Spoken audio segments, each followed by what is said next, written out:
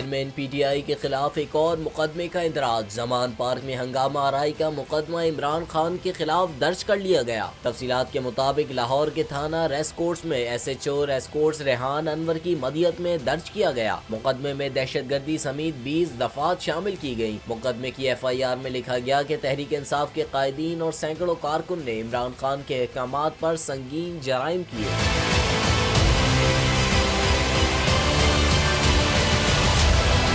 عمران خان اور ساتھیوں پر مجرمانہ سازش کی دفعہ بھی لگائی گئی۔ مقدمے میں بلوا، مسلح افراد کا غیر قانونی اکٹھا ہونا اور سمن و وصولی سے انکار کی دفعات شامل ہیں، جبکہ کار سرکار میں مداخلت، مجرموں کو پناہ دینے کی دفعات بھی شامل کی گئی۔ ایف آئی آر میں مزید کہا گیا کہ پی ٹی آئی کارکنان عوام کے لیے مشکلات اور پریشانی پیدا کرنے کے لیے موجب بنے۔ کارکنان نے پیٹرول بم استعمال کیا اور سرکاری املاک کو نقصان پہنچایا۔ اس کے علاوہ کارکنوں کے حملوں میں ڈی آئی جی اسلام آباد سمیت 63 پولیس اہلکار زخمی ہوئے۔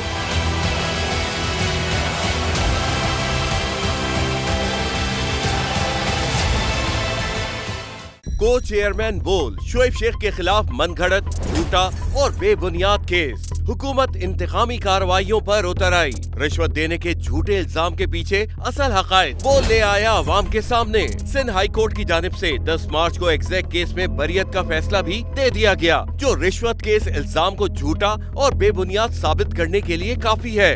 سوال یہ اٹھتا ہے، نہ رشوت لینے والا نہ دینے والا موجود، تو پھر یہ مقدمہ کیا ہے؟ گزشتہ 5 سالوں میں نہ تو کوئی گواہ پیش ہوا اور نہ ہی کوئی ثبوت سامنے آیا، جبکہ کوئی انکوائری عمل میں نہیں لائی گئی۔ جب ملزمان سے کوئی تحقیقات نہیں کی گئیں، کچھ ثابت نہیں ہوا، تو پھر یہ مقدمہ کیا ہے؟ اس سے قبل کیس کی انکوائری کمیٹی کے سامنے خود جج قادر میمن نے رشوت کے الزام کی تردید کی تھی اور کمیٹی کو تحریری طور پر آگاہ بھی کیا تھا۔ اس جھوٹے اور بے بنیاد کیس کی قانوناً کوئی حیثیت نہیں۔ سندھ ہائی کورٹ اس مقدمے میں شعیب شیخ کو بری کر چکی ہے، تو پھر اس نام نہاد الزام کی قانونی حیثیت کیا ہے؟ بول انصاف کا منتظر ہے۔